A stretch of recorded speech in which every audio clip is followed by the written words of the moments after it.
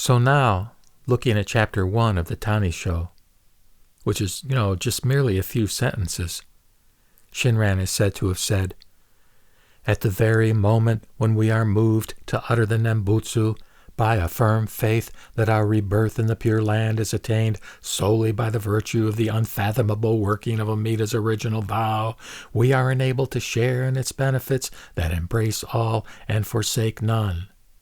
We should realize that Amida's original vow never discriminates between the old and the young, the good and the evil, and that what matters most is the heart of faith alone.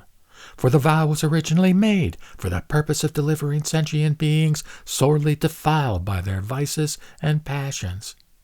Therefore, once faith in the original vow is steadfast, no other good is needed, for there is no good superior to the Nembutsu. No evil should be feared, for there is no evil powerful enough to obstruct Amida's original vow." So going back, parsing this a bit, he says, "At the very moment when we are moved to utter the Nembutsu by a firm faith," at the very moment. So it's like there is a moment in time when Shinjin is endowed to us. And this BDK translation uses the word faith, but entrusting is also another way to translate Shinjin that may actually even be a more understandable kind of characterization of what we're actually experiencing in that moment. In that very moment when we are moved. Amida moves us. There is an other power in the universe that impacts upon us, and it moves us in terms of our emotions. This is an emotional, spiritual kind of experience. It's not intellectual at all. So at the very moment when we are moved, and what are we moved to do? We're moved through this entrusting to utter the Nembutsu, Namo Amida Butsu, by a firm faith, by entrusting that, and here's the content of the faith, that our rebirth in the Pure Land is attained solely by virtue of the unfathomable working of Amida's original vow. And through that vow, we are enabled to share in its benefits that embrace all and forsake none. So again, it's a firm faith. It's absent any doubt. And it's a faith that our rebirth in the Pure Land, that I will be reborn in the Pure Land of bliss when I die, Amida's Pure Land. And why and how? It's attained solely by the virtue of Amida's vow. In other words, it's not attained in any way whatsoever as a function of my own virtue, my own practices, my own self-power kinds of motivated activities. So again, I want to emphasize the word unfathomable. Unfathomable, or as it's often said within Shinran's interpretation and with various scriptures, inconceivable. This is not a dynamic. This entrusting, this faith is not something that we can grasp, that we can understand with our intellectual mind, with our brain, in its ordinary dualistic way of sort of categorizing and breaking things down and grasping meanings. Yeah, we can grasp the meaning, but it's a heart-based grasping rather than a head-based grasping. And it's not really a grasping in the sense that we're grasping anything, but when I say grasping, I mean understanding or resonating or appreciating. It's unfathomable. The working of the vow is unfathomable, but it can't be broken down. It can't be understood in a logical way. So this entrusting does involve faith. It involves believing something that's not...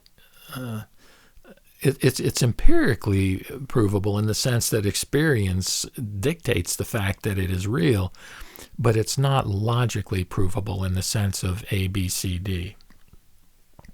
So then again, he says, we are enabled to share in its benefits that embrace all and forsake none. And he goes on to say, we should realize that the vow never discriminates between old and young. This is so crucial that there is nobody excluded in terms of the scope of the power of the vow.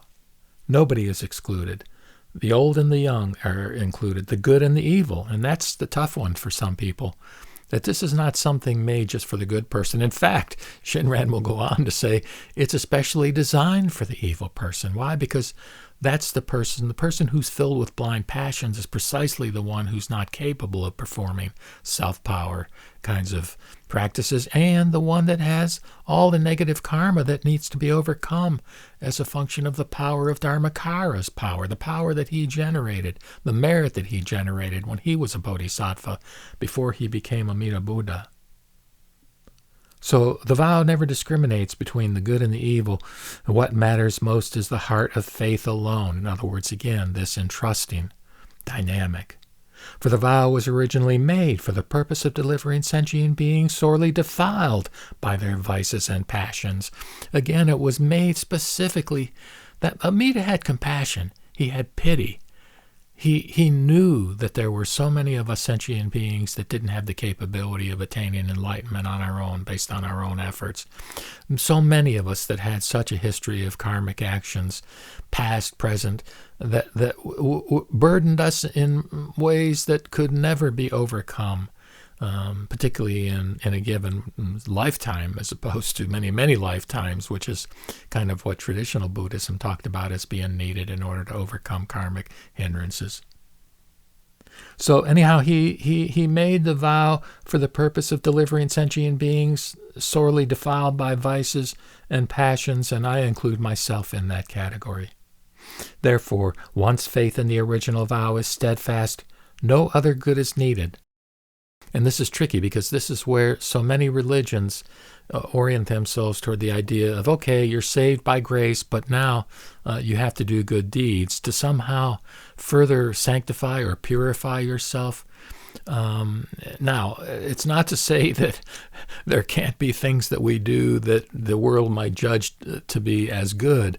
But if we start thinking in terms of those being good that we're performing, that we deserve credit for in some egotistical way, it totally contradicts the sense of humility that's associated with the entrusting that is the steadfast faith that Shinran is talking about. And he says no other good is needed because there's no good superior to the Nembutsu. So that the phrase Namo Mita Butsu, this is the doctrine within Jodo Shinshu, is that this phrase, Namo Mita Butsu, I take refuge in Amida Buddha, in that phrase, as I understand it, Amida has imbued that phrase, his name, if you will, with all of his virtue, and he extends that virtue to us, which is then the power which permits the vow to have its effect on us in terms of guaranteeing our rebirth in the Pure Land. There is no good superior to the Nembutsu, and he goes on to say, no evil should be feared, for there is no evil powerful enough to obstruct the vow. Now, we'll see in a later chapter that he says, just because there's this antidote, it's not a reason to take a poison. In other words, this is not an invitation to do evil. But the reality is that for some people, their karmic circumstances, their causes and conditions are such that they will perform acts that can be judged in some sense as evil, but that those acts are not going to be a hindrance or a basis for nullifying the positive effects of the power of the vow if the person entrusts in it and has faith in the vow. So going back and reciting the entire chapter again, which again is only a few sentences, Yuienbō says that Shinran stated, at the very moment when we are moved to utter the Nembutsu by a firm faith that our rebirth in the Pure Land is attained solely by virtue of the unfathomable working of Amida's original vow, we are enabled to share in its benefits that embrace all and forsake none.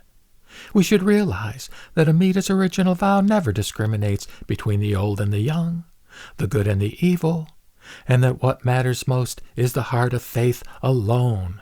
For the vow was originally made for the purpose of delivering sentient beings sorely defiled by their vices and passions. Therefore, once faith in the original vow is steadfast, no other good is needed, for there is no good superior to the Nembutsu. No evil should be feared, for there is no evil powerful enough to obstruct Amida's original vow. And let me just close with Namo Mita Butsu, Namo Mita Butsu, Namo Mita Butsu.